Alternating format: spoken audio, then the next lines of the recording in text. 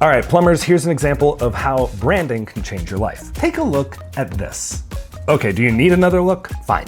Okay, you can probably tell me what that was. A lot of you probably instantly recognized it as a can of Coke. That is the landmark of a brand that has soaked into the marketplace. The better your logo, the better your color scheme, the better your communication, the faster that happens. Now, here's the real kicker about this particular example. Some of you can even tell me that that can of Coke was a can of Diet Coke versus a can of regular Coke because of how well they have branded themselves. Now, I'm not saying go out and pretend to be Coke, but I am trying to illustrate to you how your company can leverage the same psychology. If you want more marketing tips like this, follow me for more.